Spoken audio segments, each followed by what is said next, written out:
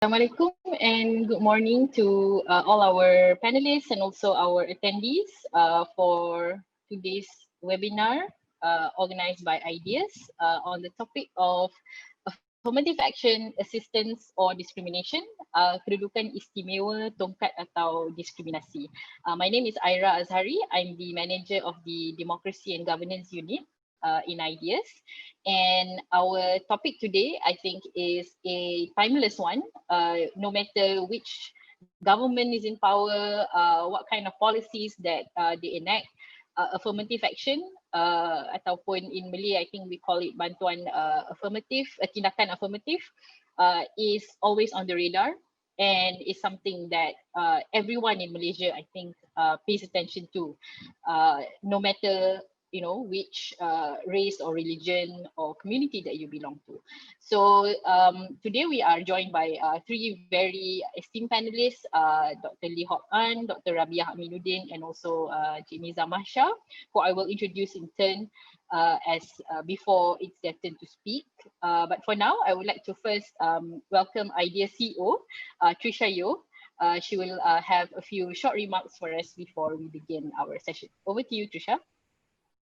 Good morning, everyone, and thank you all for joining us at this exciting webinar. I'm glad that you are spending your Wednesday morning with us. Our topic for today, affirmative action, is a highly talked about topic, not just in our own country's history, but even around the world. I think as more and more of the countries are experiencing economic slowdown, there is an emergence of talk about affirmative action. Affirmative action is definitely part of our own Malaysian country's history of inclusive growth and development. It is central. It lies at the heart of all aspects of our socio-economic story. It's relevant in all areas of our life. If you look at the way government has laid out its economic objectives all the way since 1971, and definitely prevalent over the last 30 to 40 years. The way government has made use of platforms and instruments such as GLCs, Bumiputra preferential treatment in public procurement, enterprise development, access to education, and much, much more. So many forums have talked about the need to continue affirmative action, yes or no. But I think while that question inevitably arises, and even today I'm sure that question will arise, I think more importantly today, we do want to address a more fundamental question of what affirmative action is exactly. It has certainly been seen as a vehicle of assistance, helping thousands of poverty-stricken Malays and Bumiputra. But even so, there have been questions surrounding the extent to which it has contributed to the development of Orang Asli, for instance, and indigenous communities from Sabah and Sarawak. So we know and we recognize that the regional and rural divide continues to exist. Some questions that remain woefully unanswered, or at least insufficiently addressed, partly due to the lack of data, would be as follows. To what extent have existing affirmative action programs worked in the past?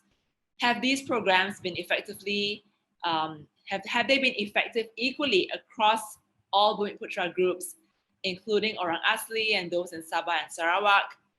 And then, of course, the question of today's webinar, is affirmative action more assistance, or is it also could it also be considered as discrimination? And so that would be a controversial topic to address. But we do believe it's important to talk about it and lay it out up front so that we can have a rational discussion. Can affirmative action be more systematically analyzed and implemented to reach their intended target audiences? What have been successful? What programs have not been? And how can we streamline them so that we can continue with the ones that are effective and stop the ones that are not? So these are questions that continue to remain also in my own mind, as personally I attempt to dissect the issues myself, and institutionally as Ideas continues to grapple with these questions. We are an organization that also does not shy away from wanting to talk about poverty and inequality and social protection. So while exploring how we can achieve those objectives at the same time as achieving fairness and equitability and effective policy making for the rest of the nation. What is the balance that we need to strike? And what are the timelines associated with that balance as well? But I'm not the expert here. I have a whole host of panelists who can better answer these questions today. And just on a final note, I hope that the audience there would continue to join ideas in more of these discussions as we ourselves approach public policy with more evidence-based research, and we will be continuing exploring tough questions and the most fundamental issues that are continuing to affect our Malaysian socio-economic and political scenario. So I wish you all the best today. Thank you, the audience, for joining us. And also I'd like to say thank you for joining us, the panelists, for taking time away from your busy schedules to be with us this morning. So with that, I wish you all the best, and I'll pass the time back to our able moderator, Ira. Thank you. Thanks very much, Trisha. I think you're absolutely right that I think it's a good way to look at this webinar today to dissect, I think, the more fundamental questions about affirmative action. I also just wanted to add two things, which is firstly, the inspiration behind this webinar is actually a larger project that IDEAS is carrying out on the topic of national unity and interracial harmony. So we noticed that some of the the common narrative, I think, out there, it tends to confuse affirmative action with discrimination, and that's why I think we were inspired to start this discussion to see is it actually discrimination or is it not. And I also wanted to thank our supporter, our co-funder for this project, which is the European Union. And this project and this webinar would not be possible without their support. So I think we will go straight into our first panelist for today. Dr. Lee Horton is a senior fellow at IDEAS very recently, and also at the IC's Yusof Ishak Institute in Singapore. He is, of course, very well known for his work on affirmative action, discrimination, inequality, social protection, labor, and education. And he has also just very recently published his latest book called Affirmative Action in Malaysia and South Africa, Preference for Parity by Routledge. So if you, to our audience today, I would highly recommend you to get this book by Hokan. So Hokan, I will give the floor to you. So yes, please go ahead with your presentation. Good morning, everyone. Thank you so much for the kind introduction, Ira, and thanks to IDEAS for this opportunity to share my thoughts on this subject. And to Rabia and Nizam, it's a pleasure to join you on this panel. So let me dive into this.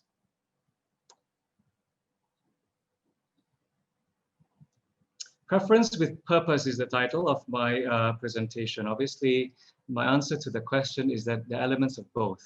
It is preferential, which means that there are discriminatory aspects of affirmative action, but it is also known as positive discrimination. And so I just hope you will bear with me as I try to unpack this, how affirmative action serves as positive discrimination. I won't use the word discrimination here because it has too many connotations. But the term affirmative action is widely used. And I think we want to start by looking at it in international perspective, how it is defined by organizations or researchers or other countries in their law. Just to see that there's a broader world out there as well. And I think it will help as well to pinpoint what are the key elements of affirmative action that we share. So there's many, I just drew on this one from the ILO and I'm highlighting some of the key features here. This one, a definition by the ILO says special temporary measures. So temporary is there to accelerate the pace of improvement of the situation of groups that are at a serious disadvantage because of past or present discrimination. Article 9 of the Constitution of South Africa, which I've studied in comparison with Malaysia, and it goes like this: to promote the achievement of equality, legislative and other measures designed to protect or advance persons or categories of persons disadvantaged by unfair discrimination may be taken.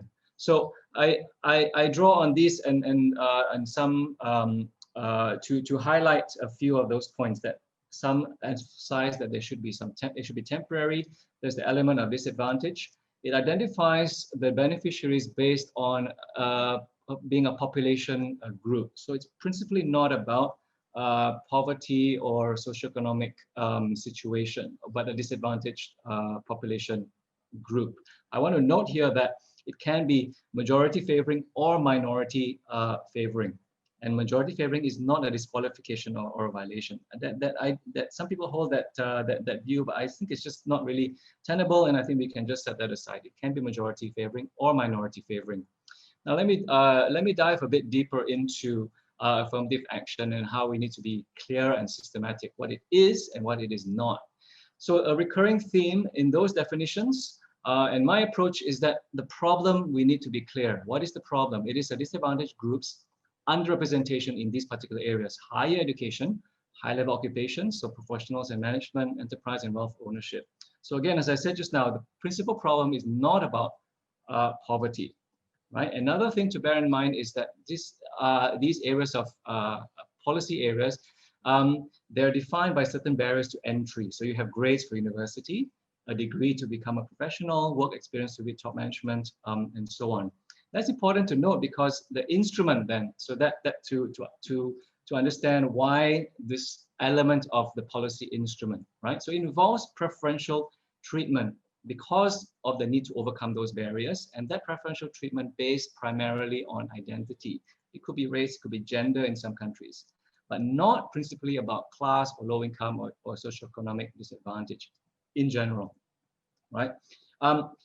This affirmative action also arises from a recognition that just prohibiting discrimination or promoting equal opportunity are not enough to affect the desired change at an adequate pace. So countries that do this, like Malaysia, it's a political project, it's undeniable, that is also has certain context and certain expectations about a change that needs to happen and needs to be pushed. And so that's why the preferential treatment has arisen for a process to be accelerated.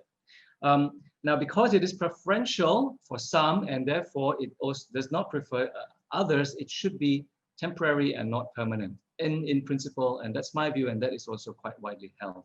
Now, there are pitfalls, and we talk about these a lot, and we need to recognize that the dependency, patronage, corruption, these can be very major setbacks, but that does not detract from the ultimate objective. Okay, the ultimate objective is not to fix corruption. The ultimate objective is to develop the beneficiary group's capability, competitiveness, and confidence. That's the prerequisite for graduating out of overt racial preference. So these questions will arise, right? What about the poor? What about meritocracy? I will say more about this, but I want to register this point so I can reinforce it later.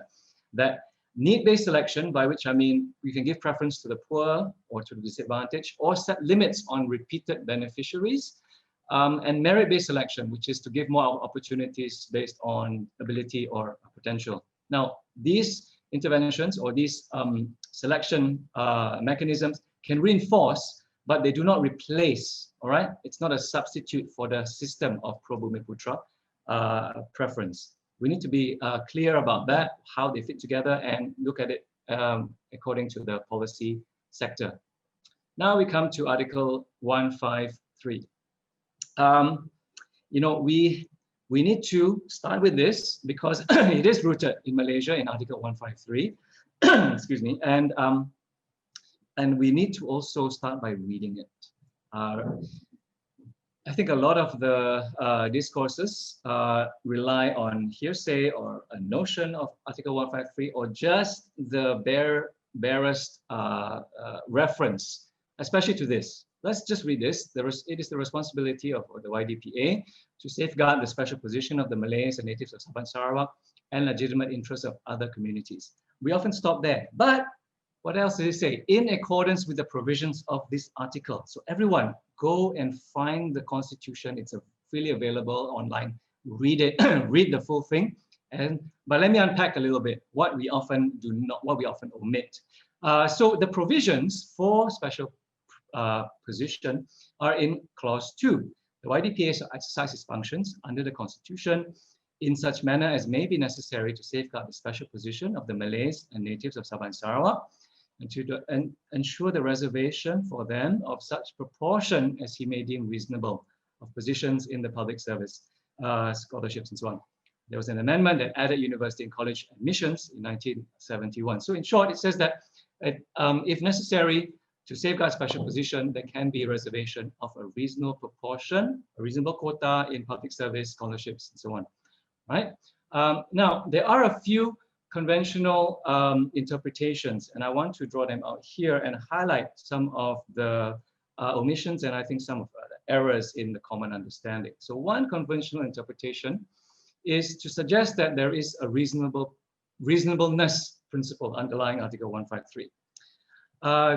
You know, from that quote or that proportion, the quote, the passage cited just now, and other passages, it's abundantly clear that it's reasonable proportion of quotas. It's not about reasonableness principle.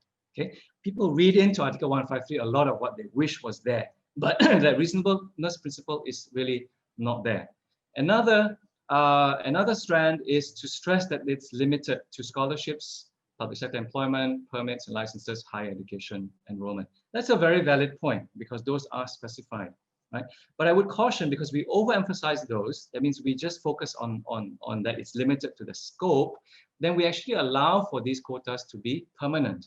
And we kind of discount or we preclude discourses that talking about how the policies can adapt and change over time. I can come back to this later, okay? Because I know that this is probably quite a load of information here. But I think it's really important because we don't talk enough about this. And this is brings me to the third point, which is to invoke the illegitimate interests of other communities as a counterbalance. So it is quite widely held that, look, Article 153, hey, it's really balanced. It takes care of majority, it takes care of minority. Okay, this is a misreading. To me, I have spent a lot of time really delving deeply and what is the wording of Article 153. It is anachronistic, it is obsolete, and it is very narrow, the legitimate interest clause. Basically, Article 153 protects minorities in a way that was applicable to the Merdeka transition. All the protections for safeguarding legitimate interests were related to precluding arbitrary confiscation or non-renewal of jobs or contracts or property already in possession. Okay? It does not provide a basis for overseeing the distribution of new opportunities post Merdeka. Again, we can come back to this later if there are questions about that. So, how can we approach Article 153? I propose this alternative. Now, remember there's a phrase just now that I pulled up and I put in bold and then in different color text here. If we anchor on that, where there is a provision that this should be done as may be necessary, it provides a productive path forward. And it focuses on affirmative action being effective and possibly can be changed over time when situations change and if there is a necessity to change. So it's not an absolute mandate, it's not an indefinite term, and there's an emphasis on what is productive, because if you want to read into this, the spirit of what Article 153, I think the spirit of it is that education, employment, contracting, licenses, those are related to productive activities, right? Doing things and learning. The new economic policy really transformed Malaysia. So there was Article 153, but really everything, expanded and became much more extensive and embedded with the new economic policy. And I want to highlight, or I want to expand a discussion about the two prongs, which I think most people are somewhat aware of. It had this first, to eradicate poverty irrespective of race, and then second, to accelerate social restructuring, to reduce and eventually eliminate identification of race with economic function. So that's the second prong. And that really approximates affirmative action. What is underappreciated about NEP, I think we should try to recover that, is how it distinguishes between the first and the second prong, right? So think about objective and instrument. The first prong, and what I was talking about just now, how affirmative action, we should view it and grasp it systematically by starting what is the objective and what is the key instrument. So the objective of poverty alleviation operates through a certain set of instruments, basically oriented around providing basic needs, basic schooling. Basic schooling, the key definition, right, to distinguish it from higher education is that there are no entry requirements. Everyone gets schooling. It's provided, right, on a universal basis. So you don't need special measures about basic schooling. You just need to provide it. Tertiary education has certain entry requirements. So therefore, it calls for some special measures. So that can be distinguished, and that must be distinguished from the second prong, which was in the NEP's words, social restructuring. You know that actually it has accelerate social restructuring. So that's a key word that we often miss. But okay, boiled down to promoting Bumiputra participation and achievement in higher education, professional management, positions, enterprise, and ownership. And again, the instrument of preferential treatment is implicit in the NEP, but it's clearly there. It's primarily based on identity. So ultimately, it was meant to develop capability and competitiveness. In the NEP's words, the Bumiputras were to be full participants. And I think what is clearly signaled there is the need to graduate out of receiving the preferential treatment. We have kind of confused that over time, and I'll come back to that a little bit more in the last 10 years. Now, NEP till today, it's almost 50 years, and this is the a selection of from the major programs that are being implemented. I want to flash this up here, so that we can get an appreciation of how extensive it is, and also I want to highlight that many of these do reach out to the broad range of Bumiputra society, the M40 and the B40, the T20, right? And so it is really mistaken, this view, it's quite a popular view that, oh, it only benefits the elite and it doesn't reach out to the masses. Some do, yes. Some by definition only can benefit a few if it's about a large contract. But you look at technical institutions, you look at Yayasan Peneraju, which is targeted to disadvantaged Bumiputras. You look at Amanah Saham, you look at microfinance. The reach is extensive. And that's why it's actually very broadly, it's very well received in the Malay and Bumiputra community, because they actually receive these benefits for provide opportunity and upward mobility. So we need to specify, be clear about what are the achievements and the problems. Essentially, I would say promoting access and participation. Malaysia has done has made great leaps and bounds in promoting Bumiputra access and participation. But achievement and capability, right? That's the theme of my work now. Capability, that's where it falls short. But let's not really, I think we need to abandon that view, because it's really misplaced to say that it only benefits the elite. It really benefits a lot of people, but we need to be critical in the specific ways. I want to unpack a bit some of the controversies, because I think it is pertinent, and will be very brief and general, but to recognize, that these are important considerations. So the problems of dependency on the state-sponsored preferential treatment, I mean, this reinforces the imperative that the beneficiaries need to have capability, competitiveness, confidence, and to find ways that they can graduate out of the preferential treatment. At the same time, it's not the only thing, right, that involves privilege and preference. Privilege exists in many other forms, private schooling, family connections as well. There's sometimes the issue brought up about the stigma against the beneficiaries. Yes, I think that must be duly recognized. But stigma can also arise if a group is absent in social esteemed and economically influential positions, right? If there are no doctors and lawyers. Sorry, it's a very typical example, but I think clearly grasped.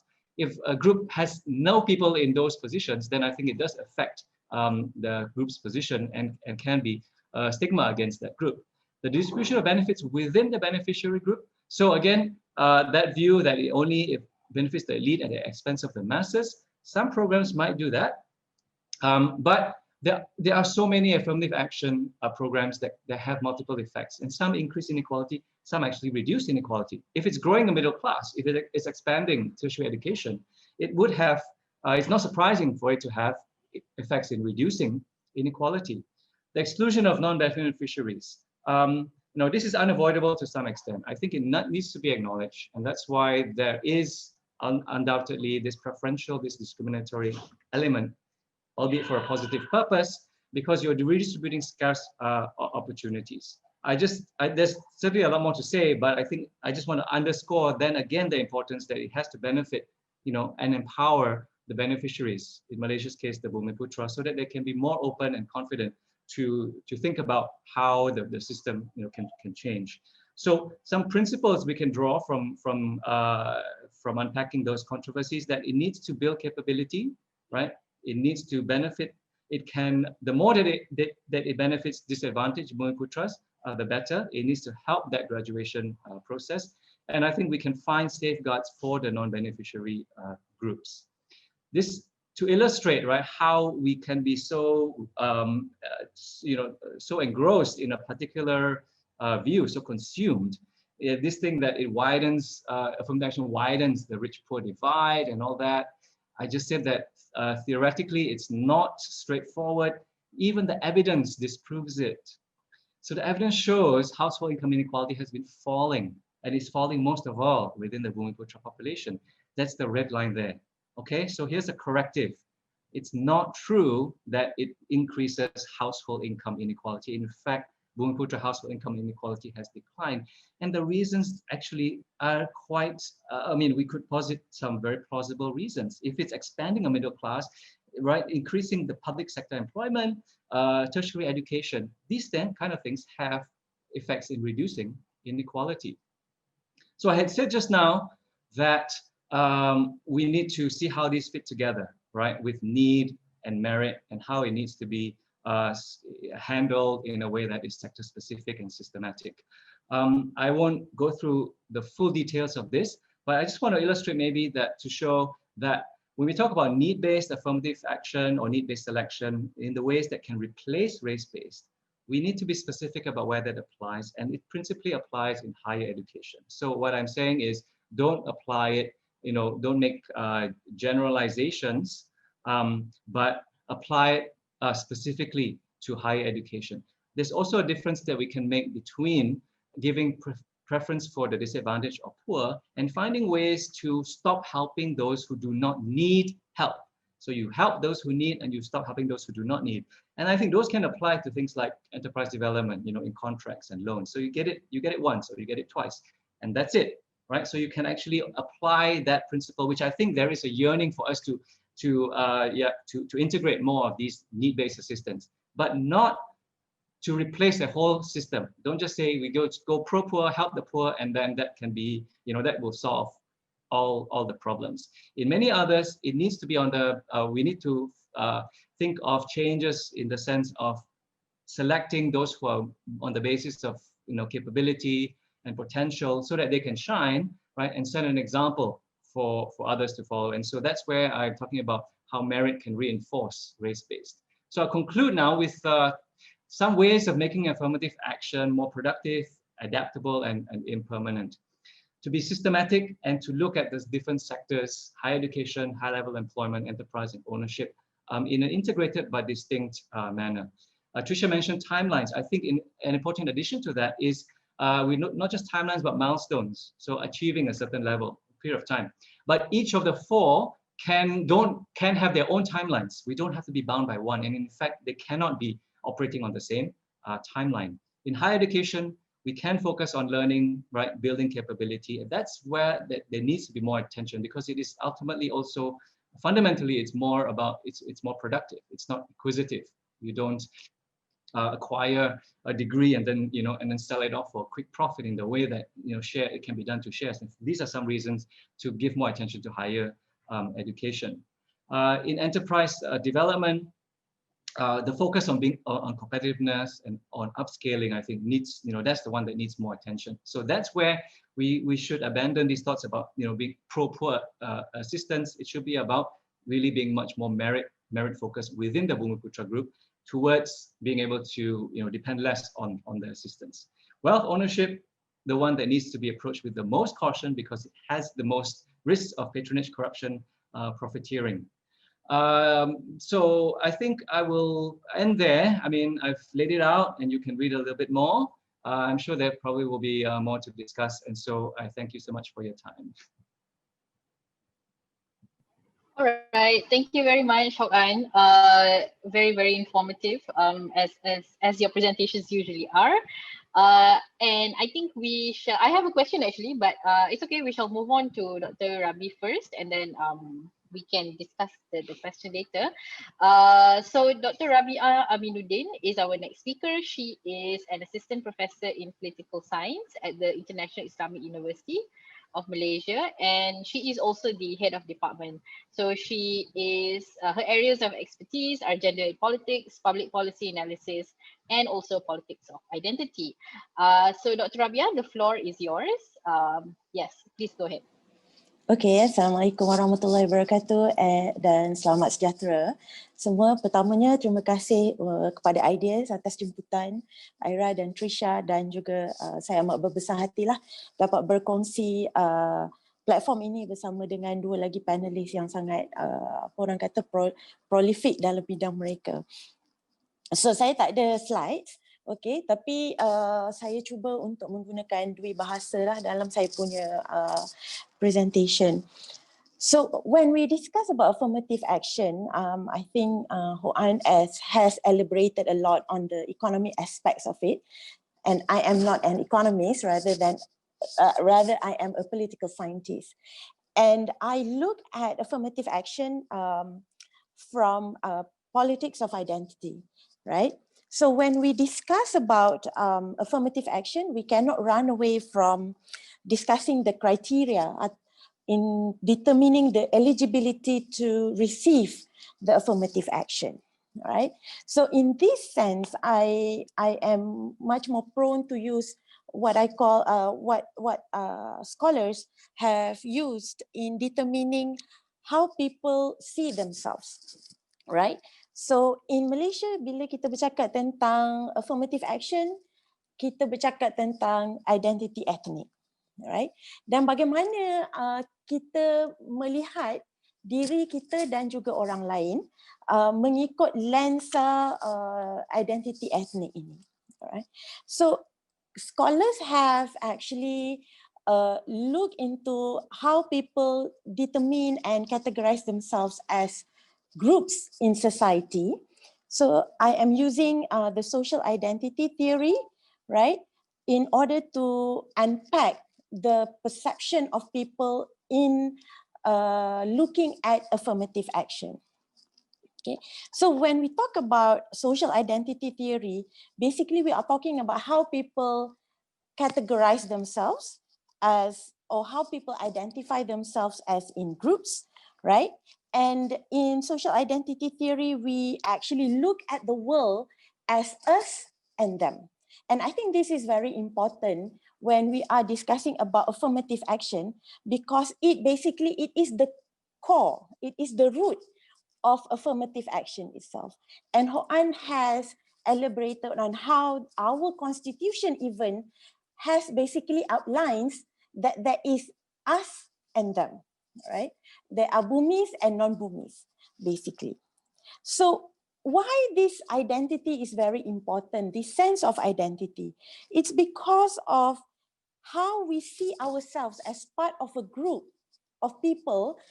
It actually gives us what we call a sense of self-esteem. It shapes our self-image, right?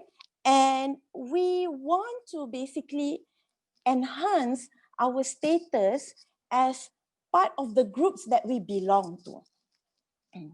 Okay, so for example, Malaysia, we have already categorized ourselves, we often categorize ourselves as we are Malays and non-Malays, we are Chinese, Indians, Sabahan, Sarawakians. Even when we talk about affirmative action, we are actually not only talking about the Malays, but end up all of the policies seem to be directed to the Malays. We often leave out like the discussion on how this actually benefited the Bumi Putra in Sabah, in Sarawak, all right? And I think this is because of the way we look at ourselves, how the society views us, is that we Malaysians, we have this embedded self-image of us and them, right? Us meaning I'm saying about myself, us being Malays and them being non-Malays, regardless of whether you are Bumi Putra or not in Sabah and Sarawak. And this comes because of the processes, right? In social identity theory, basically, there are three processes that are involved, which is the first one is social categorization, the second is what we call social identification, and the third one is social comparison. I think this is very important because this will allow us to actually unpack on how affirmative action is being used as a tool to basically enhance the social status of one ethnic group in comparison to others. So when we talk about social categorization, we already categorize objects, and in this case, people, in order to understand them, right? So we associate certain characteristics that we see usually associated with certain groups of people, and then therefore we categorize them based on, for example, their skin color, their religious groups. In this case, when we talk about affirmative action, we are talking about, we categorize people based on their ethnicity or whether they are Bumi and non-Bumi. And the second is what the process is called social identification, right? So in social identification, then we identify ourselves, we adopt the identity of the group that we have associate ourselves as part of the members of the group. Meaning that if the Malays, they already adopt the identity of the Malays, the Chinese have adopted the identity of the Chinese, the Sabahan, they also have their own set of identity, right? So when you adopt to the identity that you associate to the group that you belong to, you begin to act in certain norms, and you begin to embed the values that are associated with the groups, so that you will have what we call emotional significance, right, to your identity with the group. And this will enhance your self-esteem. Okay, and the third one is what we call social comparison. Yeah, so in order for you to enhance your self-esteem, right, you will tend to compare your group with the other group, the us versus them, right? So when you compare yourself to the others, you tend to associate positive characteristics with your own group, and you associate negative characteristics with other groups, right? So this is very critical to understand whether we can see that affirmative action is discriminatory or assistance. Definitely, when we are talking about the Malays, they will have positive, what we call positive image of affirmative action, because they see that as a tool to maintain their superiority within a territory that they feel that it belongs to them, right? And therefore, they feel that without this affirmative action, right, the Malay's position will be threatened and will be harmed. And however, in a research that we have done, okay, my team have conducted, this research was conducted is actually not on social identity, but rather on elements of religious extremism. So we have conducted a survey on Malaysian Muslims, right, on what they think about the non-Muslims in Malaysia. I'm just going to highlight some of our findings so that I will continue the discussion with this particular finding. So in our survey, we have surveyed about 500 Malay Muslims in Kuala Lumpur in 2019. And one of the question was, one of our finding was that about 60% of the respondents feel that they are being discriminated by non-Muslims, which is, to me, this is a paradox, considering that Malaysian Muslims are the majority and they seem to have much more advantages in comparison to the non-Muslim. But what are the factors that drive them to feel that they are being discriminated, right? And also, they also have however, although that they feel that they are being discriminated, but 70% of the respondents actually have positive views about living with non-Muslims in Malaysia, right? About 70.6%, right, feel that non-Muslims should be given spaces to practice their religion freely without any constraints. So the main reason I am highlighting this finding is because I want to highlight the paradox of a Malay thinking in Malaysia. So despite them accepting that Malaysia is a multicultural society, that there is how to say this, there is a deep down, they have fear.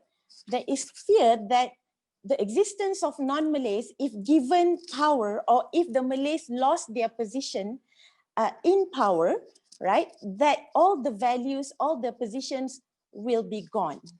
Yeah. So, and I think this is how affirmative action, despite that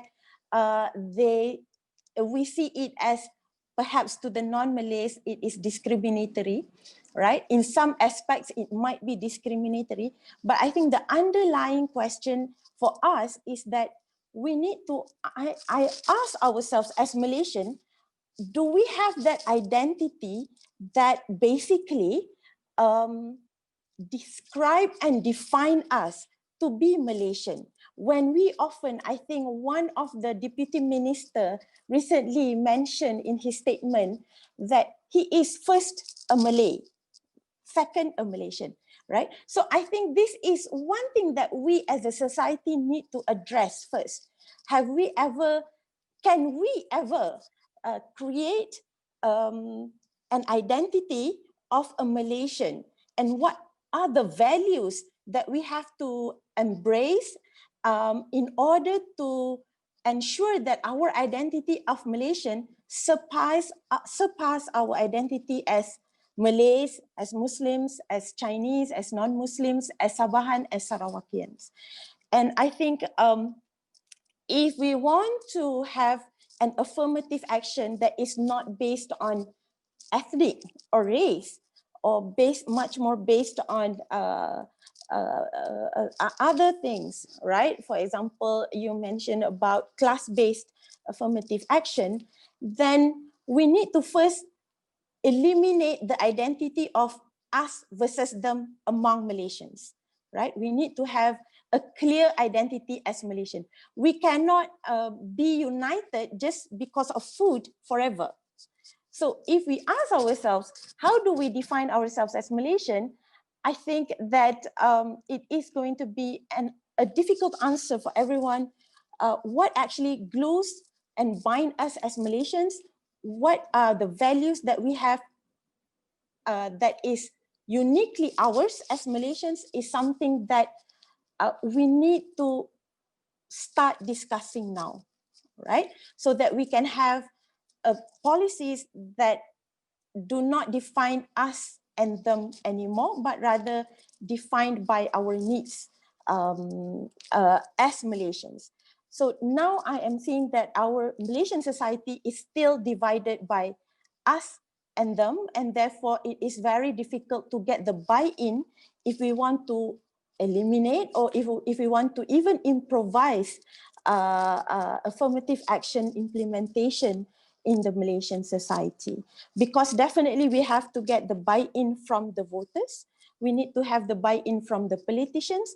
But the most valuable currency that a politician can have in order to gain more votes is that is to create something that is about fear, right? When you are able to utilize fear, that a group of people will lose their privileges, then it actually becomes a very useful tool and currency for politicians to continuously capitalizing on this, because it's easy for them to capitalize on this because we don't have that clear values that bind us as Malaysia.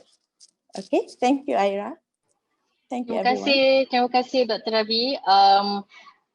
Satu presentation pembintangan yang amat menarik sebab Dr. Rabi touch on the more fundamental question lah sebenarnya, which is the identity actually as Malaysians. And I like what you said, which is selagi kita tak embrace or kita tak fully own the concept of being a Malaysian, it will be very difficult to even have an honest conversation about things like affirmative action lah.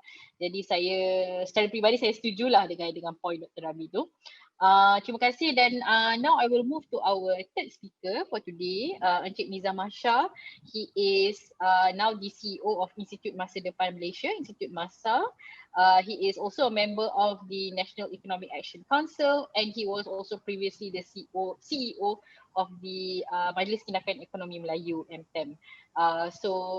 Encik Nizam, the floor is yours. Please go ahead. Thank you, Ira. Thank you, Trisha, for inviting me to this forum, important discussion on the subject of affirmative action, assistance or discrimination. Let me share the slide first.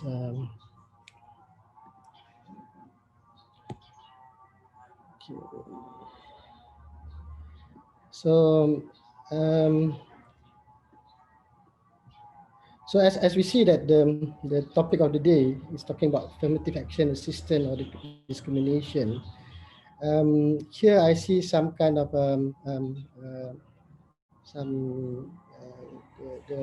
looking at the debate.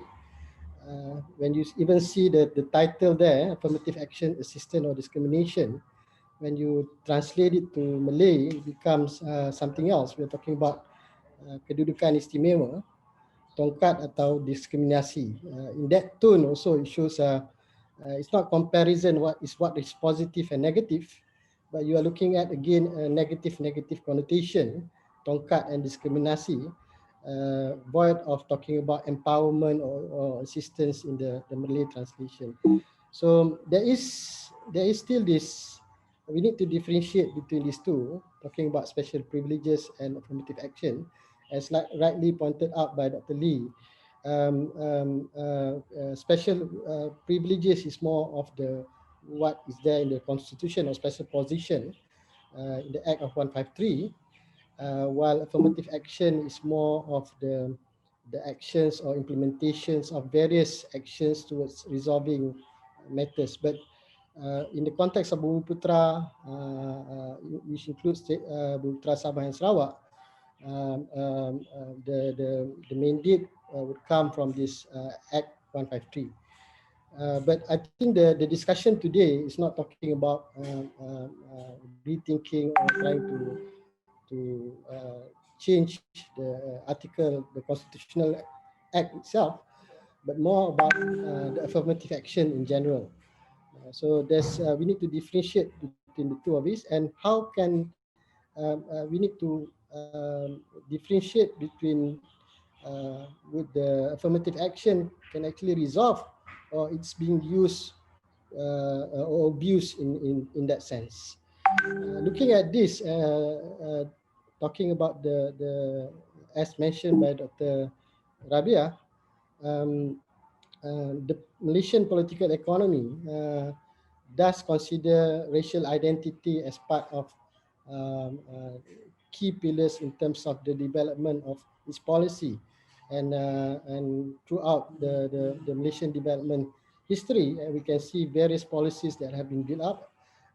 The more talk about is the dasar ekonomi baru, and it is somewhat linked, saying that this is a affirmative action to Bumiputra, while actually the pillars of it is talking about addressing poverty and de-racializing the economies, etc. But as I said, the political identity has also provided a lot of becoming importance in terms of the development of Malaysian political economy throughout the years. And this is important. I see some of the comments in the chat saying that the Malaysian are identifying themselves, Malays are identifying themselves as a Malay first, while Chinese and Indians are defining themselves as Chinese and Malaysian first, which is looking at some of the studies. We are collaborating with KITA in terms of talking about national unities. I think all races, all ethnicities hold that the racial identity is important, and because of it, it reflects in terms of the culture, and then the economic side, which this drive the whole implementation of their daily life and operation and their political standing. And some of these facts here shows that there are markers that shows that in many aspects, identity is very much important, especially for the Malays. And as rightly pointed out by Dr. Rabiah again, that some of these matters, as they see that even though they are a majority, they felt that they are left out in some areas.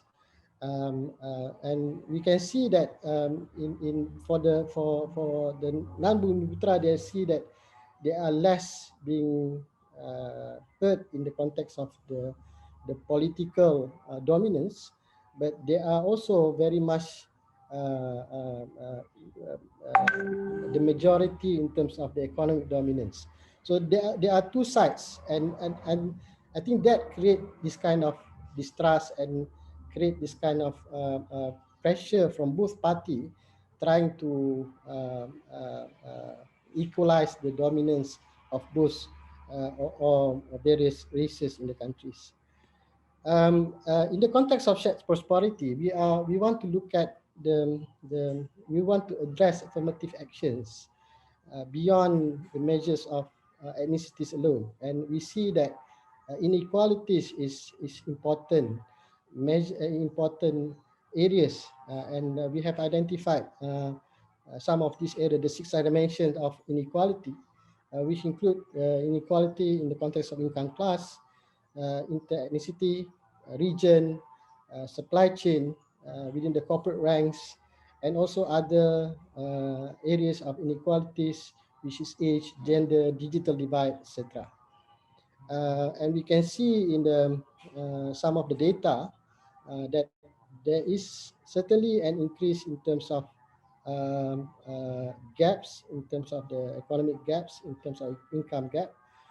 We are looking more into the absolute numbers rather than ratios or the Gini coefficient. And when we look at the numbers, we can see that the absolute numbers, we can see that there is certainly an increase in terms of the gap from before to now. On the second part, in terms of income within the races themselves, we see in the income group, Chinese and Indian income gap between top 20 and bottom 40 are increasingly widening. Gaps in the household income according to states or by region had certainly shown such gap. And we can see that the Kelantan T20 group has the same level of household income to the M40 group in Melaka, Negeri Sembilan, and Perak. If you look at the supply chain, there's also gaps in terms of supply chain.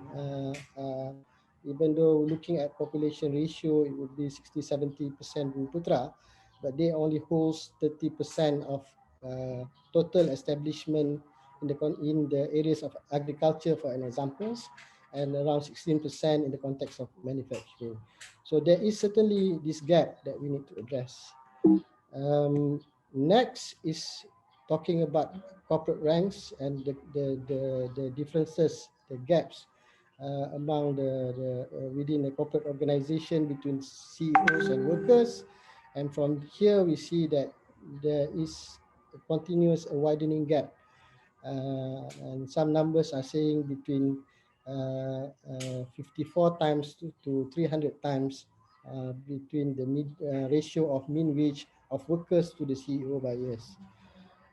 So in that context, beyond the talking about affirmative action to Bumiputra, within the shared prosperity vision, we have looked at other marginal groups and had proposed that affirmative action should consider to larger extent of various other groups, which focuses on this 9 group, which is B40 group, poor and economically vulnerable group. We're focusing not only on the poverty side, but also the vulnerable group. Second part is community in economic transition. This can be examples such as some of the estates community that has been pushed up from because of urbanizations. I think the issues of Peneroka, Bandar, Tinggan and everything had lessened, but there are still issues within this group, which we call the economic transition group. Thirdly is the Indigenous Community, the Orang Asli in Semenanjung.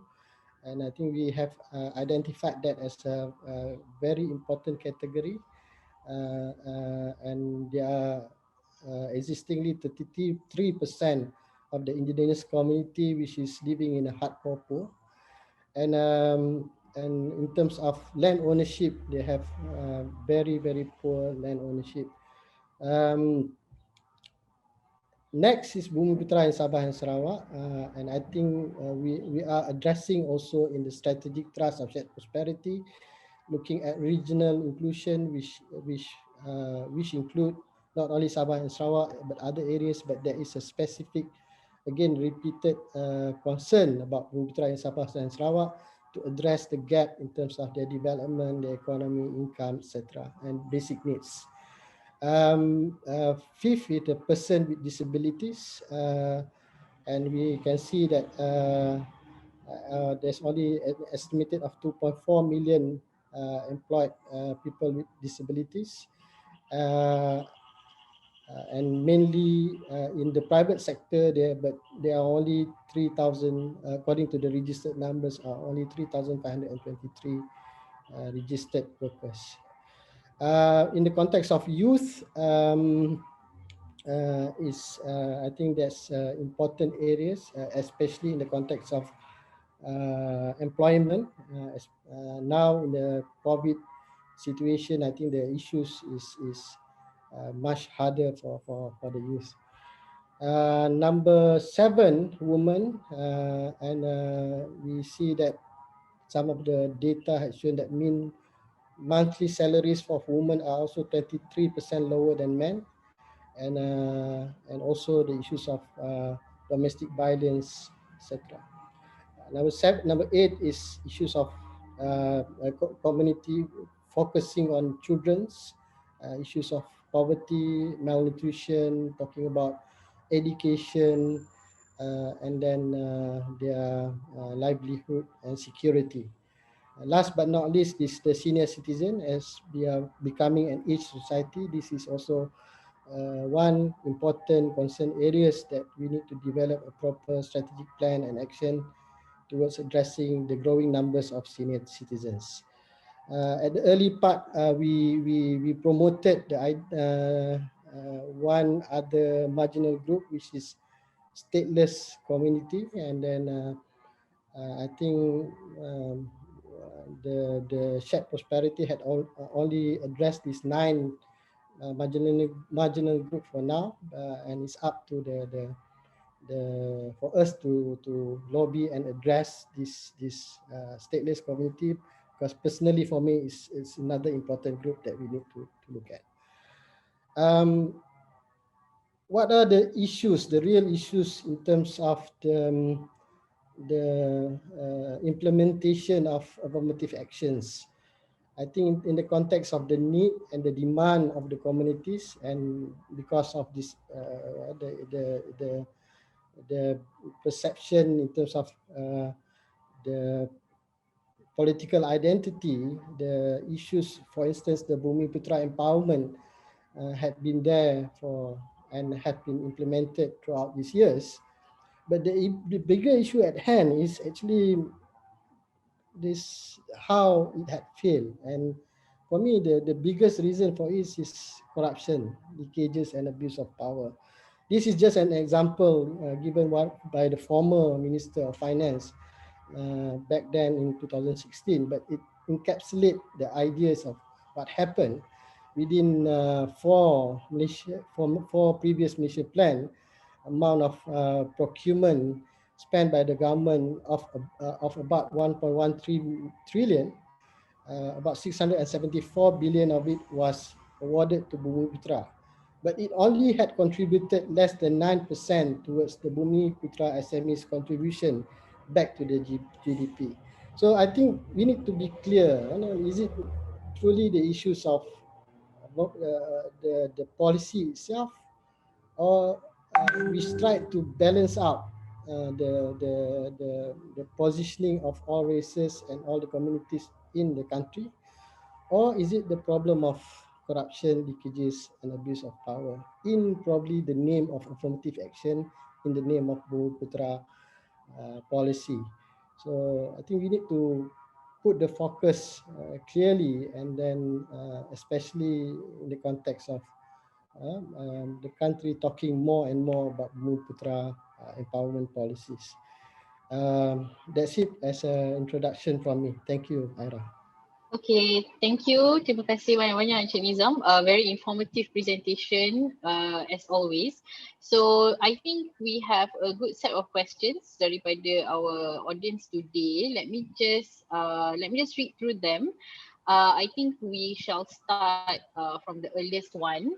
But actually before that, Hok An, I do have one question for you, but I think this actually is an important one because it might actually answer some of the other questions that our audience has, which is, I noticed in your slides, when you laid out the NEP, you typed there 1971 and then dash, and then there was like no end year, when theoretically we all know that the NEP would have already ended in 1990, if I'm not mistaken. So do you maybe want to elaborate on that? Why did you omit the end year? Does that mean the NEP is still going on?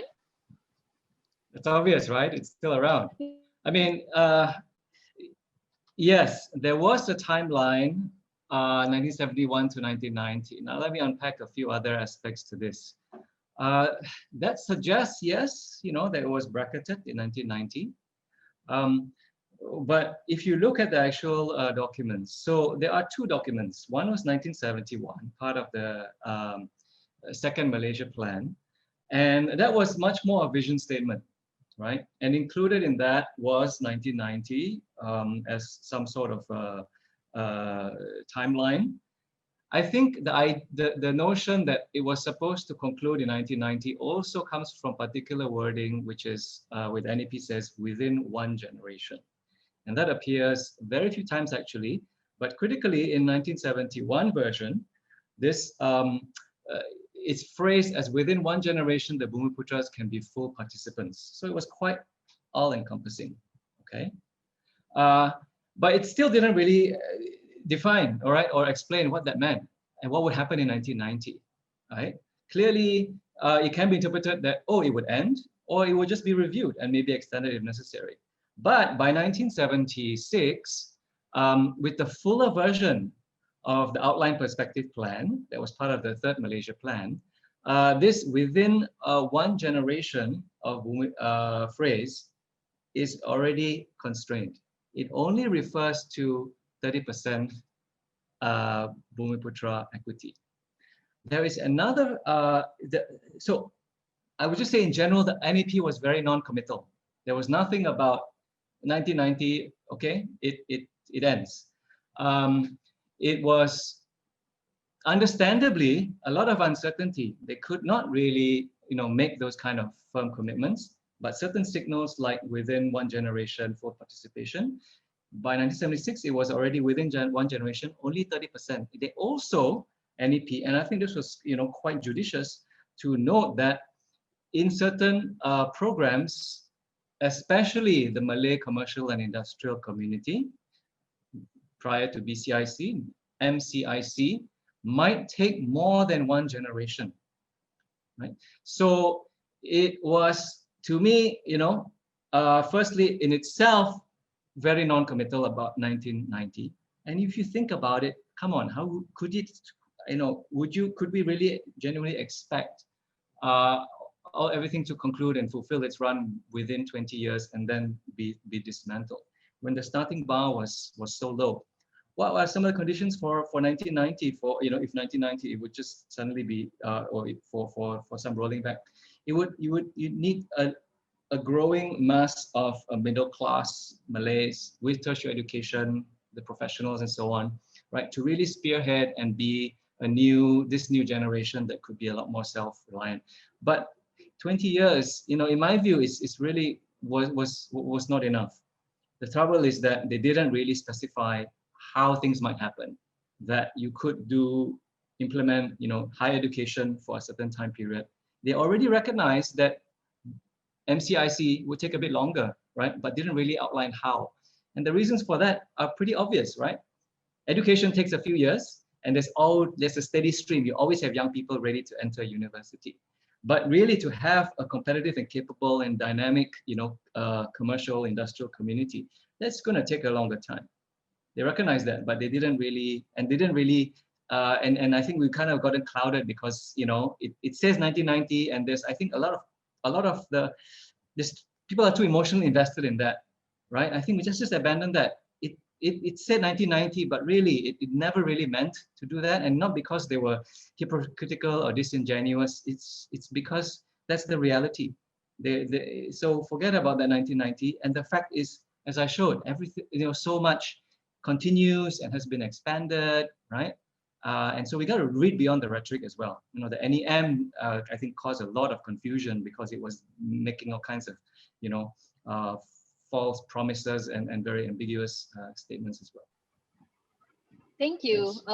Thanks. So since we are still on you, I would just like to touch upon, I think, two other things that many of our audience today has brought up. So firstly, could you maybe just elaborate a bit more on your argument about changing affirmative action from race-based to needs-based, because that's actually one comment there, and you did touch on it on your presentation, but I think it does need to be elaborated more. So firstly that, and then secondly, there's a question from Andrew Koo, where he asked, would you regard the special issue of shares to Bumiputra shareholders to increase a public listed company's Bumiputra shareholding to at least 30%, followed by a cashing out by those shareholders, which brings down the Bumi shareholding to below 30%, and then another special issue to Bumiputras to bring it back up to 30%, done repeatedly as double dipping or even multiple dipping, which is an abuse of affirmative action. Yeah, so just those two for now, Homan. Great, thank you. Let me bring up my slides again, because then we can refer to it.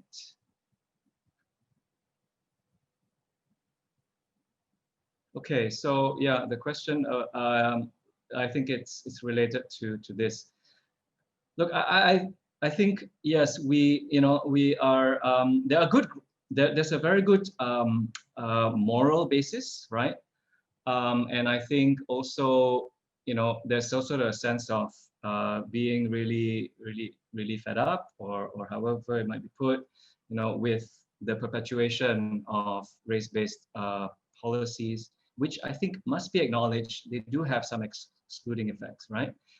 Even there's this popular view that, the non-Malays, well, they have opportunities in the private sector, and as long as the economy is growing, everybody's taken care of.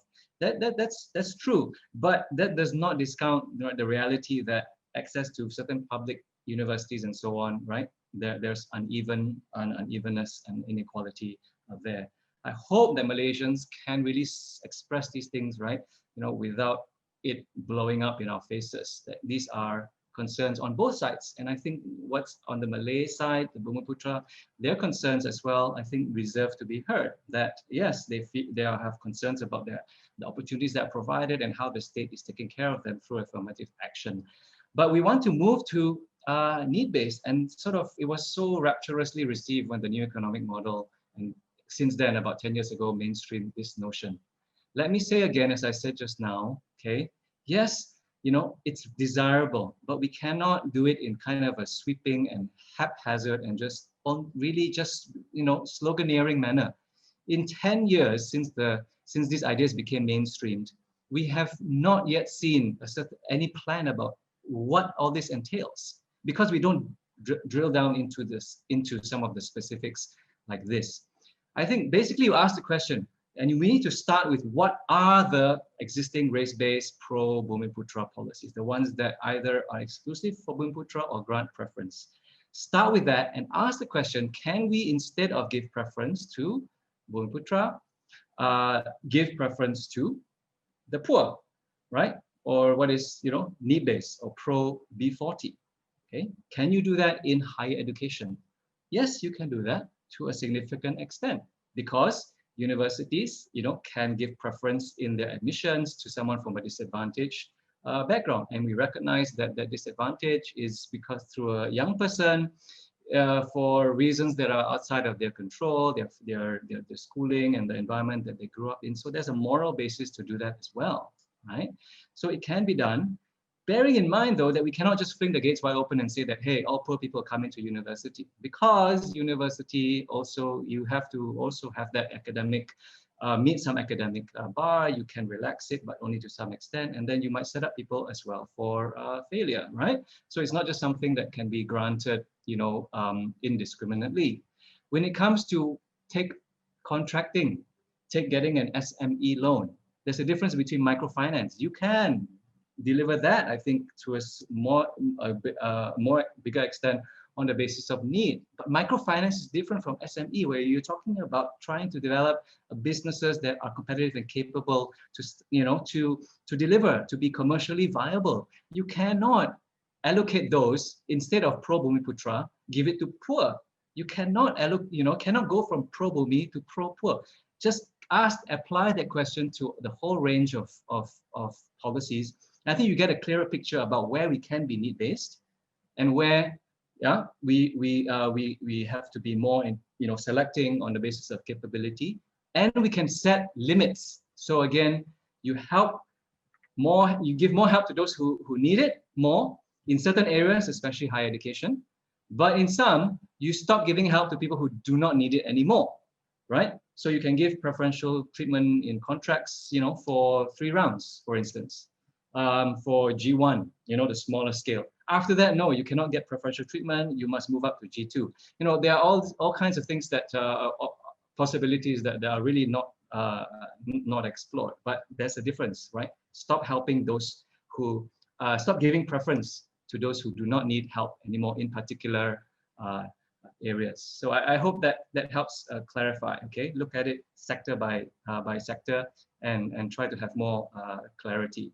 And fine, I think there is much more scope to provide assistance based on disadvantage in university admissions. It happens to a greater extent in the TVET,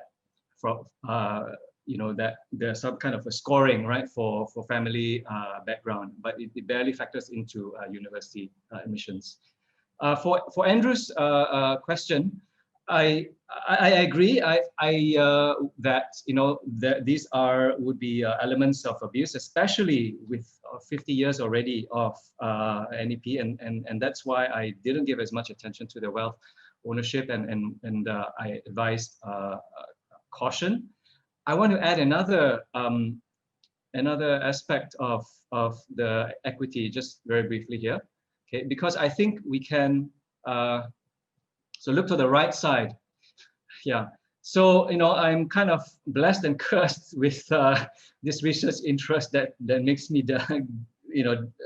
really delve into these NEP original documents. But when you do that, you find things like this. I think that individual distribution of equity, right, to Bumiputra individuals is an issue that we can address in this way. The NEP originally set 2 targets. The 30% consisted of 7.4% for Bumiputra individuals and 22.6% were for trust agencies and institutional ownership. That 7.4% target was already surpassed by 1985. Right?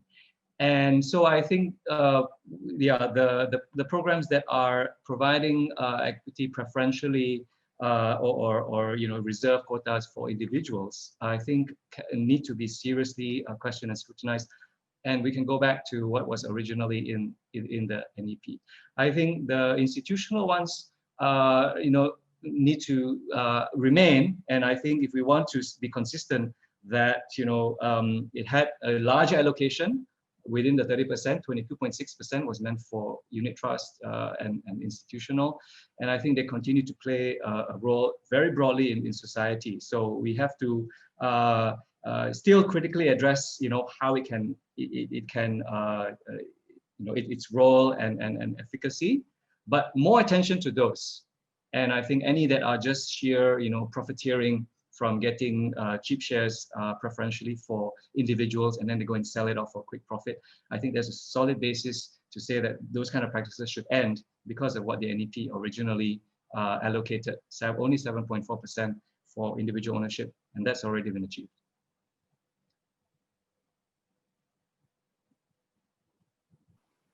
Okay, thank you. Thanks, Oan. Very detailed answers. I'm gonna group like 3 questions actually for Dr. Rabi. So there's one here from Fatima Tajuddin. She asks, is it possible to do away with the categories of Bumi Putra and non-Bumi Putra, since these categories resembles the us versus them sentiment that you mentioned? Could we think about cosmopolitan identities to create a Malaysian identity? So that's one. There's another one by Datuk Satina. She asked you about your survey that you mentioned. When Bumi Putras are being discriminated by the non-Bumis, maybe you can explain a bit more on the survey. And there's another one by Abdul Rahman Abu Hanifa, which I think is quite suitable for you, which is what is your working definition of Malay and of Bumi Putra? So please, Dr. Rabi. I think you need to unmute yourself, Dr. Rabi.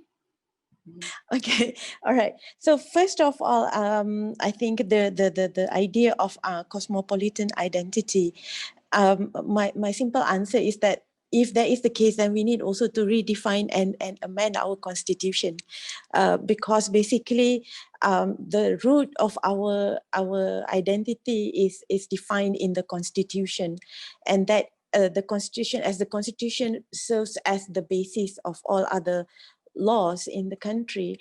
And if we are really serious of building a national identity as Malaysian, I think this is a long-term, and what I am saying might also cause fear in some of the Malays, or if you are really looking to amend the constitution and amend the definition of Bumi Putra and non-Bumi, therefore it means that you are also removing the special privileges of the Malays. But I think this is a serious question that all segments of Malaysian society needs to think about, because when I go and meet politicians as well, there is a certain reservation about people wanting to preserve some parts of their cultural heritage, and it seems that people are comfortable enough to be in their own comfort zone, right? And therefore they are more willing to tolerate rather than to assimilate. And this brings the question of how are we going to define our identity as a Malaysian? Because if we are not able to give and take some of our identities to adapt to another identity, I think it will be a very it's a very long way to go. And I think it's time that we start to discuss about this having a Malaysian identity. So it's not just about having to remove some of your ethnic identity, but how to build another identity that all Malaysians can adapt to and can feel that they are Malaysians without feeling threatened that their own ethnic identity is being compromised. It can be value-based, for example. We have already Prinsip Rukun Negara, but how many of us actually see it being embodied in our identity as Malaysians? So perhaps we need to discuss about other values that can be a part of us as Malaysians. So far we are talking about food and whatnot, but that is only very symbolic. We haven't discussed in depth about like what kind of values that we Malaysians want to have, right? So it's like something that I think we need to discuss further, and to adopt that cosmopolitan identity. First, we need to have a lot. I still see it as a long way, but we need to have the discussion now. And as I said, even the Constitution has defined us has actually defined our identity. So it requires some amendments as well in that part. The second question is on the survey. Okay, the survey is actually, we have done the survey to measure the level of religious extremism actually among Malay Muslims in Malaysia. The survey was conducted in 2019. And this in the survey, right, more than 50%, I've mentioned, describe that they feel that they are actually being discriminated. So in this particular survey, we actually use religious identity. But since in Malaysia, it is if you are a Malay Muslim, that means that you identify yourself also with your ethnic identity. So in this particular survey, we asked about whether they feel that they are discriminated, right? And the answer is most of Malay Muslims feel that they are discriminated, right? Which brings to the, let me try to find the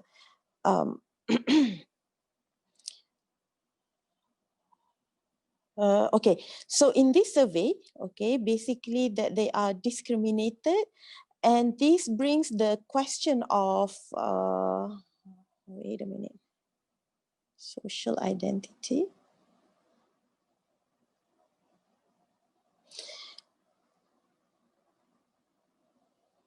Okay, what we ask is that I believe that only Muslims face discrimination, right?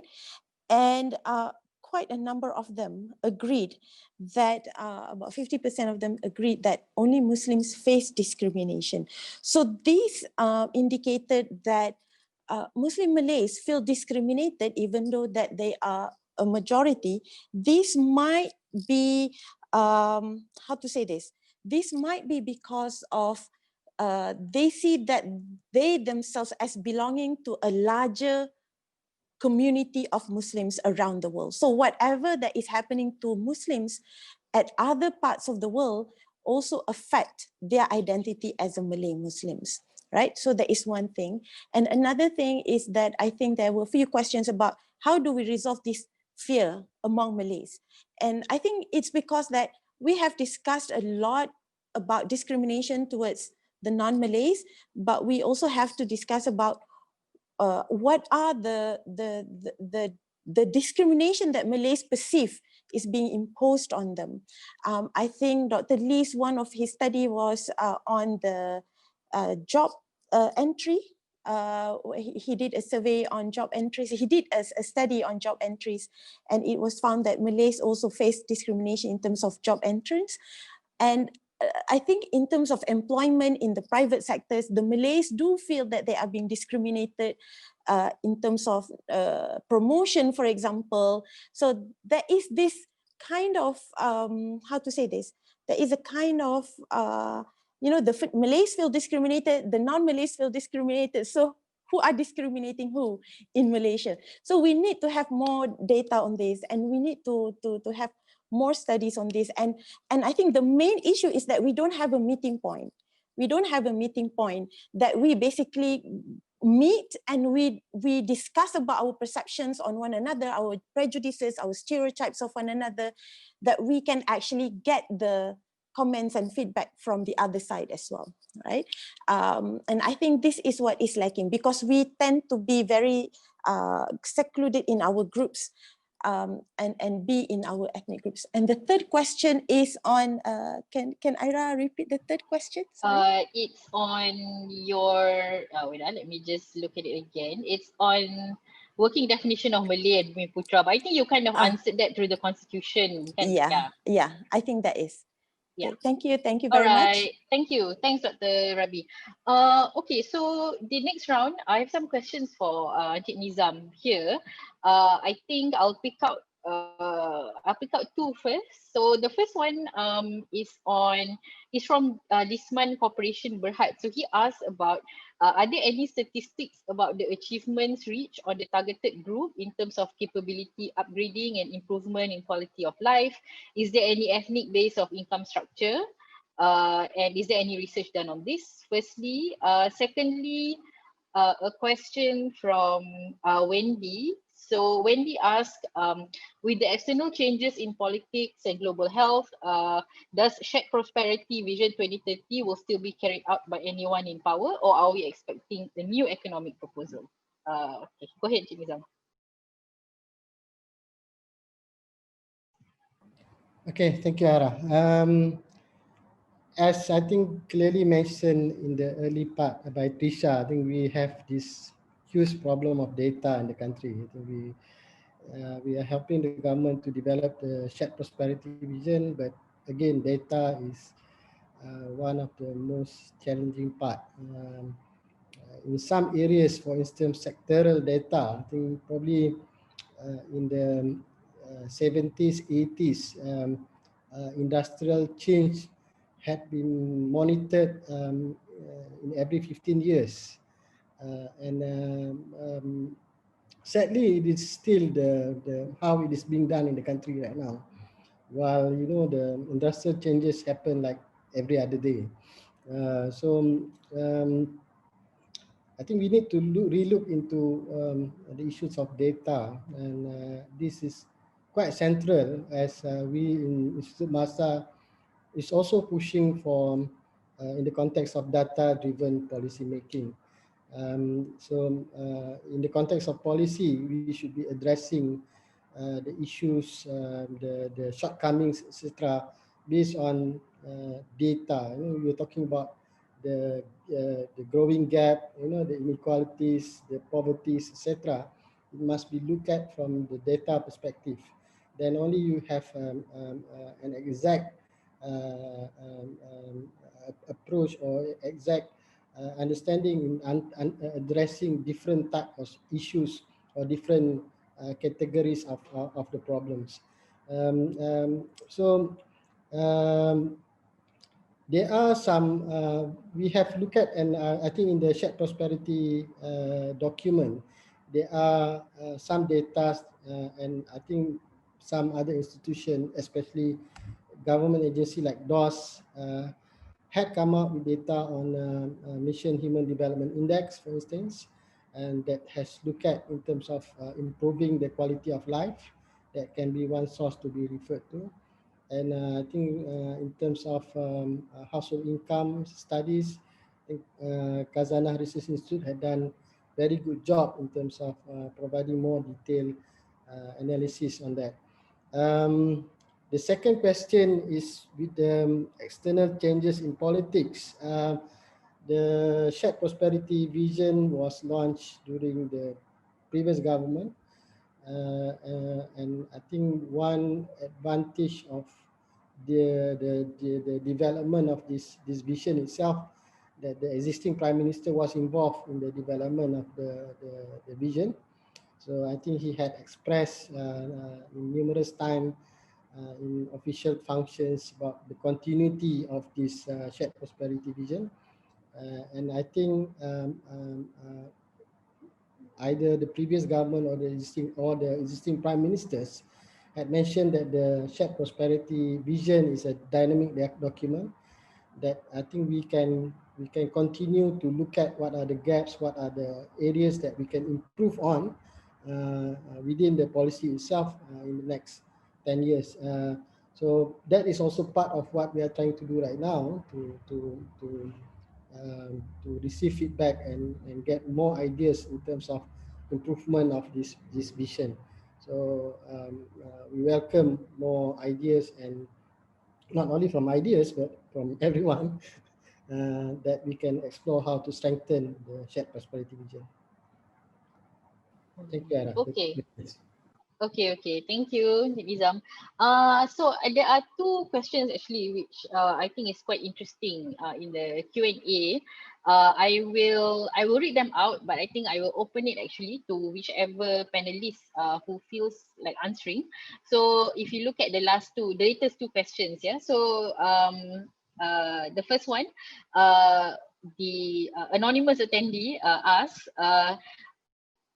from what I'm hearing by the esteemed speakers, it's more about us giving to them. So the person is referring to politics being about, actually should be about give and take.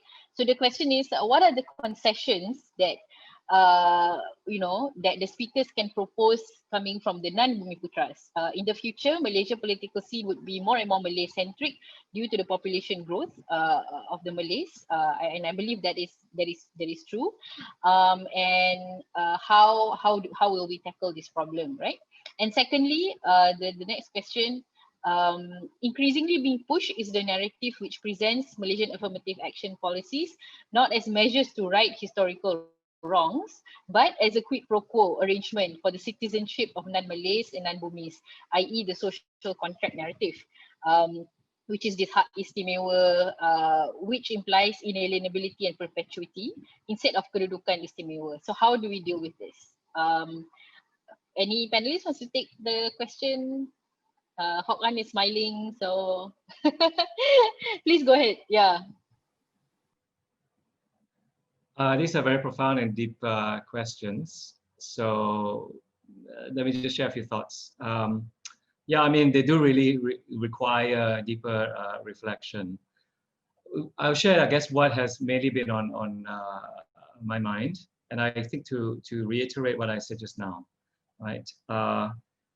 Firstly, I guess it's an issue of empathy. I think we can certainly welcome a lot more that the different sides, not just Malay, non-Malay, right? But let's just, but that is also, of course, probably the definitive frontier. For them to, be able to recognize where the other side is coming from, and their own concerns and some, issues and grievances. So again, for the Malays, the Bumiputras, to be able to say, look, these are our concerns, whatever it may be, economic, insecurities, and I think there was a question note earlier about imaginary threat. It's, that's a very loaded judgment, that to just say that it's an imaginary threat. There are elements of it, yes. There's sort of a lot of rhetoric and indoctrination and all that. But I think it needs to, we should approach that with a little bit more empathy, right? That when a lot of, when Malays, hear these, even need-based affirmative action, which is a code for many things, but people will read into it and they will receive it in a way that is, hey, what happens? What happens? And not just about our own biased view, which is about the equity and the Malay elites, but what if an ordinary person will receive that and say that, what happens to my children's opportunity to go to Omara Technical College? What happens to our opportunity, the opportunities to get microfinance from Tekun and PUNB? Nobody makes any specific reference or commitments on what will happen to that. It's understandable for people to really feel a bit of a threat, to feel that this might be taken away. That's why we need to clarify, right? What are the changes that can take place under a need-based agenda? And then to say that, give assurance that, look, this will continue. And these are the things that might be changed. From the non-Bumiputra side, I think, yeah, I think there should be space to say that, look, we really, from their perspective, it is quite draining, right? For many decades now of, there is unequal access. They would see, the budget, it has rekindled that again, the allocations that are, and some of the disparities, entry into university, the matriculation, college quota, and so on. But where I think is really lacking is then not just about empathy towards how Malays and Bumiputras might feel, but also it's in everybody's interest to get on board with an agenda that is based on building Malay capability. And I think we do things sometimes because we are fixated on this notion of special position, legitimate interest, and it's about, which I said is outdated, the legitimate interest. You know, it was part of the Merdeka transition. It doesn't really apply anymore. We should focus, yes, on maybe the reasonable proportion of quotas, but if we overdo it, see what we end up is that we're just fighting about how to carve up the pie. And I give you an example here, this one that I find a bit disconcerting. The matriculation quota. So it's a 90% matriculation college quota for Bumiputras. And there's attention to that. Now, matriculation is, is a fast track pre-university program that, in my view, really, really under-equips and it's really could do so much more at that level, the formative years of pre-university, but rather it's accounting. Imagine that. That's a stream for entering to university when you could really do it to shape minds. And especially, it could be a tool for developing Bumiputra academic achievement. But what do? We fixate on, is it 90%? Should it come down to 80%? What are we doing? We are basically, instead of trying to raise the bar for Bumiputra and their academic achievement, we say, let more people into matriculation college. We lower the bar for everyone. That is doing a disservice ultimately to all the communities, right? And what's to stop if you have increasing non-Bumiputra entry into matriculation college, that Asasi programs and all the others might expand? So ultimately, right, it's really not serving anyone in terms of raising academic achievement and promoting the capability, especially of the Bumiputra, which is ultimately what's needed, right, where you can have a more open and competitive system. So I think for the non-Bumiputras, my message is that, get on board with a bit more with a program that is developing Bumiputra achievement and ability, because ultimately it's that, ultimately it benefits everybody. Yeah, can I touch a bit on the second? I mean, I won't touch into the politics so much, but I think sometimes we take a little bit too much comfort in distinguishing hak istimewa and kedudukan istimewa. There is a difference, right, as far as the force of it. And hak istimewa, yes, right, the connotation or the denotation, it means something that is permanent, that is inalienable, cannot be taken away. So that aspect is true, and I think the distinction kedudukan istimewa is important to make. But what is so? But if we stop short of that, then we're not asking the further questions, because kedudukan istimewa can also be permanent. We can also become complacent about all the programs that are under kedudukan istimewa, and we don't really push them to as I've been saying, really empower the Bumiputras. So I think we have to go also beyond just settling on, oh, okay, we talk about kedudukan istimewa, right? But really ask more probing questions about how the system is functioning, and especially, right, in developing and empowering Bumiputra. Thank you. Thanks, Hokgan. Dr. Rabi atau Encik Nizam, do you want to add anything, especially on the second one, on how our affirmative action policies, is not being articulated as righting historical wrongs, but you get into this whole conversation about the social contract narrative, which then makes it more divisive lah. So, Dr. Rabi or Encik Nizam, ada nak tambah ke on that point? Please. Dr. Rabi, you need to unmute yourself. Yes, I always forget. I think when we talk about hak istimewa, it's not about, it's about maintaining, the position of the Malays, so-called, as the owner of the land. And I feel that if we want to talk about hak istimewa in the long term, right, we will not be able to achieve that Malaysian identity as a whole. And if I think affirmative action is somehow will be I'm not sure how to say this, will be a permanent feature if it is continuously being used as a tool to propagate that this is a tool for Malays to maintain their position in Malaysia. However, if we can start to discuss about, and I have to say that the discussion based on ethnic identity has actually eliminated all other identities in Malaysia, like socio-economic identities, your gender identities. And I think if we can have more discussions on these other identities that define us as an individual, I think we can slowly move forward towards having that Malaysian identity, because we will start to see more commonalities than differences. Thank you. Okay, terima kasih. Yes, Liza? Let's be honest lah. I think the issues of the racial sensitivity and then this divide, I think is common throughout the races. And I think in some points we especially I think in the last since 2018, the change of government, I think on both sides we are pushing things further. There's too much of this discussion that create the sense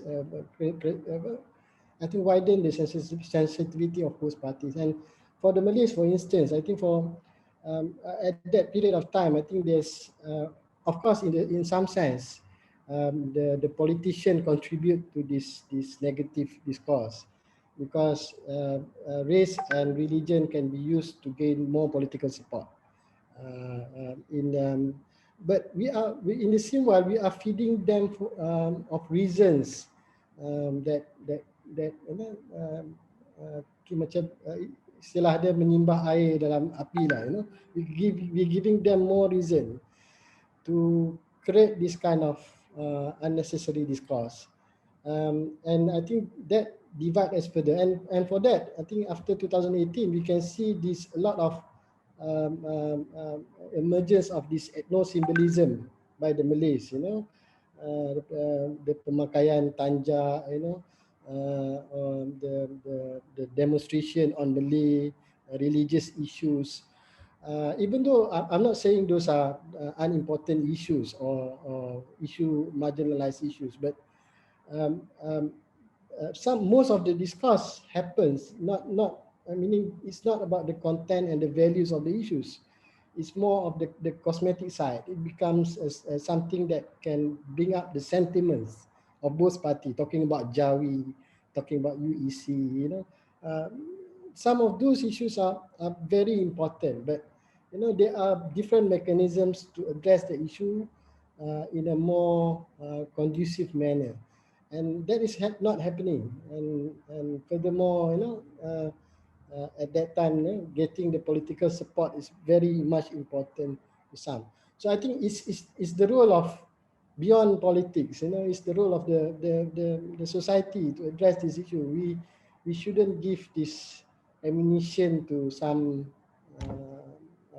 people who the political abusers that can actually divide us more. Those issues is central importance and need to be addressed, but you know, we need to find mechanisms how to do so. And for me, looking at the whole either economic issues or social issues, the social divide, if we can look at the data and understand it very well, you know, the gap in terms of the supply chain, the gap in terms of income, you know, those are real issues and that need real solutions. And beyond that, as I mentioned earlier, you know, I think the biggest issue to address is the corruption, leakages, and abuse of power, and that should be central agenda to everyone. And it cut across. It doesn't say that the corruptors are just the Malays because of one global case, and then you put everything lumped together and put it as a one single race that is championing. No, there are givers, then there are people who accept. You know, so on both sides, on every side, you know, there are involvement of all parties, and then that part we need to address. You cannot, meaning you cannot run away or trying to give solutions to the issues of affirmative action by having this Alibaba, you know, proxy in terms of positioning yourself in the supply chain. So that doesn't work, and that doesn't help us in the long run. And but that is still happening and can be seen everywhere. So that's my input on it. Thank you. There's actually one question that I want to direct to Nizam as well. And this is also an interest of ideas, which is on the topic of GLCs. So the question is, what do you think about government utilizing GLCs to implement some of the affirmative action policies, or should this be undertaken by government agency? So yeah, I mean, ideas, we work a lot on GLCs juga, so I wanted to get Nizam's input on this. On one part, government agencies and as what ideas is also propagating and promoting, that the government should lessen or not be involved in businesses. So it's not the role of the agencies to be in businesses. While GLCs are supposedly to look at strategic areas, new growth areas, in terms of development of businesses and economy in the country. So in that sense, there is also still the gap in terms of, in the context of the supply chain, in the context of the sectoral involvement and participation of the Malays in those areas. So I think in that sense, to address the gaps of involvement of Bumiputra in important sectors and important within the supply chain of sectors, there are policies right now that have been put forward and has been there to get the Malays into the vendor development programs, etc. I think that is to address measures in terms of low participation of Malays in those areas. So I think it's not quite wrong, but the more important thing again is the implementation of it and to manage the leakages, etc. Of course, this can be used and abused, and I think the issues will become on the abuse part of the policies. Thank you. All right, thank you. There's a question here, which is quite interesting. So by an anonymous attendee as well. So I'll read it out. I think the tipping point where the controversy of affirmative action is when the potential accession to ICERT by Malaysia. What are the panelists' thoughts on the status of Malaysia moving forward in relation to ICERT? So I think this is an interesting question because ICERT is a convention that actually allows for, although the convention is on elimination of racial discrimination, it actually allows for affirmative action to be carried out to ensure that those communities that are left behind can catch up with others lah. So, and I think this was something that was lost, I think, when the ICERT controversy hit Malaysia. So maybe can I open it up to any panelists who wants to take that on?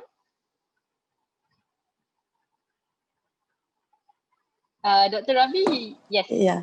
Okay, so I think when we are talking about ICERT, last time it has caused a really big controversy in Malaysia, and it has resulted in we actually postpone our session to ICERT. But when we talk about ICERT, it's actually because of the way it has been, the narratives that was played around at that particular time. It was not discussed in its legal terms, for example, but it was discussed about what will happen to the Malays. And this has resulted in the Malays' negative sentiments towards ICERT.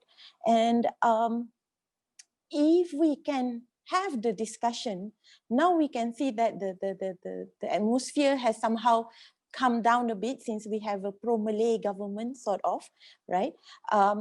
But the discussion of this matter should be continued so that we can allow all groups in the society to understand what ICERT is about.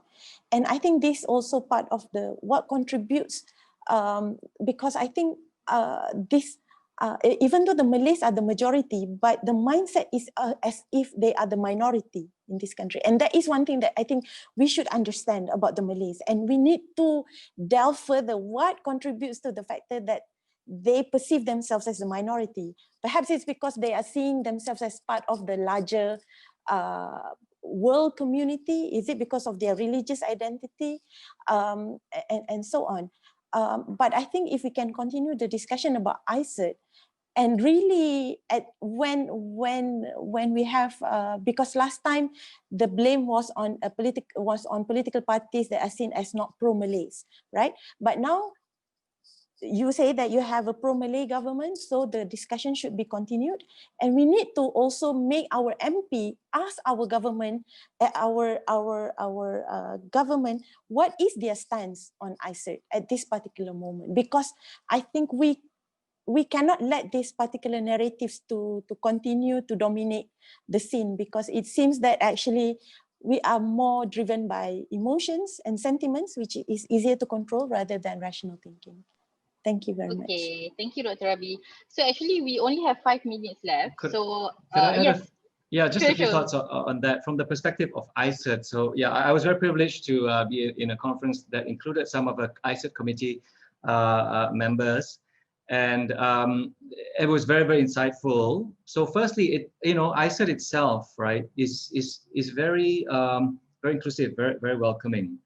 And not doesn't really micromanage or apply a very put countries with these policies under the microscope. You can see how many countries are signatories to ICET already that do implement affirmative action. So yeah, it is very accommodating, and also it doesn't compare across countries. So the interest is not to then say, oh, Malaysia, you assign ICET, these other ICET members do this, and why you still do this. It actually doesn't do that, but it's more about tracking the progress within the country. So having countries that have signed and there's an understanding, okay, you have these policies, you have signed ICET, but there should be some commitment towards complying with, I think, Article 2 of ICET, which is to some kind of change and transformation over time. But it's only within the country, right? Malaysia wouldn't be under the microscope to be compared against other countries that don't have affirmative action or that may have other forms of affirmative action. So it's really eminently doable, I think, from a policy standpoint, from the ratification and yeah, it's much more of a political hindrance, and I think lack of communication on these matters. Exactly. Thank you. Thanks. Okay, that's an interesting one. I think, okay, so yeah, we do have only 5 minutes left. So what I will do is I will go back to our 3 panelists. We still have some questions here, which maybe if you want to answer them, please go ahead. But otherwise, I'm just going to go back to all 3 of you to just give some short closing statements. Maybe 2-3 minutes each, and then I will conclude the discussion. So I'll go back to Nizam, and then Dr. Rabi, and then Fokman. Please. There's a question there: what are the mechanisms in which to review the affirmative action and related policies from corruption and abuses? I think I was involved also with GIACC, Governance and Integrity and Anti-Corruption Agency, under Tan Sri Abu Qasim, and they have developed a quite ambitious and very practical plan in terms of addressing the corruption under the National Anti-Corruption Plan. And they are also they have proposed the part to look at direct beneficiaries, to disclosure of the transparency in terms of direct beneficiaries in documents, etc. That will help to strengthen the transparency and to manage the corruption. So there are steps that have been taken, but I do believe there's a need to look at to have more to strengthen our policies and implementation, and the role of civil society to basically continuously to promote and propagate against corruption and abuses. But all in all, I think I do agree that we need to look further and into all these affirmative action policies, and to address some of the shortcomings and improve in terms of the deliveries. I think deliveries is still a huge issues.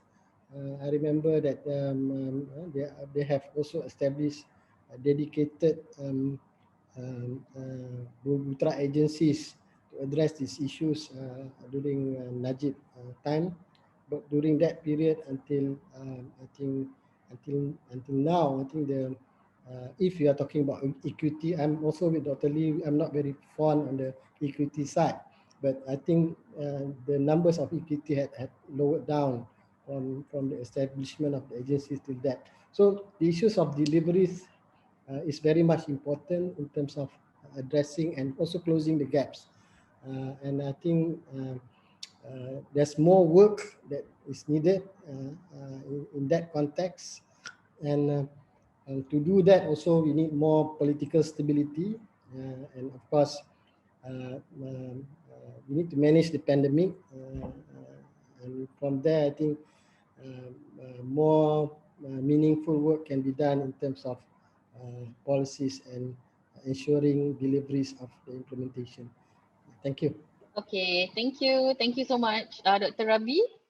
Just your short closing from you. Can unmute dulu. Okay, sorry. So I think as a society, we need to start also thinking of what Malaysia is going to be in the future, and that might require reconstruction of Malaysian identity. Thank you very much. Thank you. Hok An? Yeah, so I would say first, you know, we need to be clear, we need to be systematic in how we approach, how we analyze these, you know, issues of affirmative action. It's okay to be passionate, right? But I think don't be too captive, you know, with the kind of messages, with the conventional wisdom, you know, that I think there's a lot of just confirmation bias is called, right? You're only seeing things and your preconceived conclusions, and you're just being confirmed and in an echo chamber. So need-based, I know it really resonates, okay? But, you know, don't settle for just sweeping generalizations and slogans and ideas that really have no, that have not been developed and half-baked, and apply it specifically. It may have more application in higher education, but much less so in the other spheres. If you're talking about meritocracy and how that fits in, also, right, think a bit more clearly and systematically. And I think to also be informed. I mean, there were questions about Orang Asli, about India.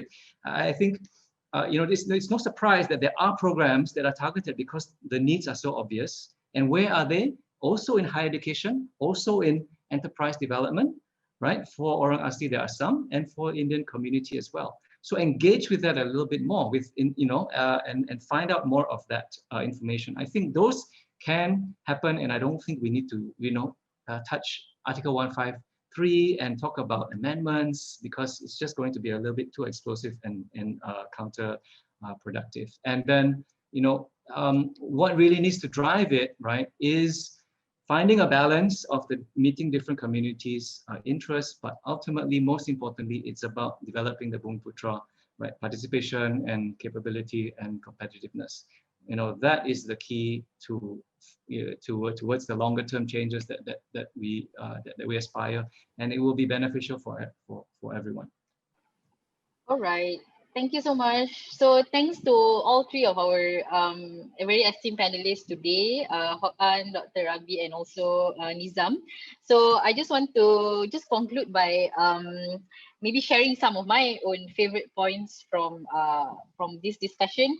So I liked when Encik Nizam said that you know, most of the time the problem is not with the policy in itself, but you know, the problem comes when it is open to abuse and to corruption, and this is not exclusive to any particular race, and this is actually the number one risk that we need to mitigate, and that's why we need good governance, transparency, and accountability.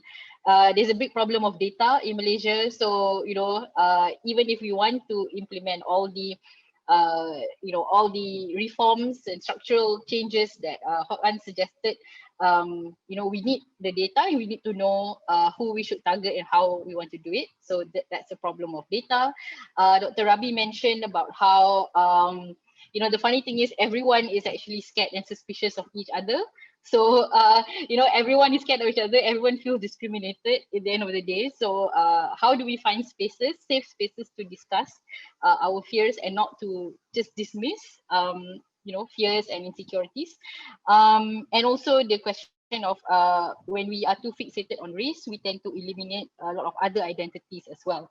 So, we are not merely just made up of our race, but we also have multiple identities. And I like also the question on Malaysian identity and how do we eventually get there. And this is why we have these conversations that we have today. So to hopefully push us in a direction where we can start talking about these issues. So thank you very much to all our panelists for this great discussion, and to the also really good questions by the attendees. And hopefully everyone will stay safe, stay healthy, and I will see you all in our next webinar at Ideas. So to the panelists, hopefully you can stay sekejap after this. So thank you so much, everyone. Have a good day.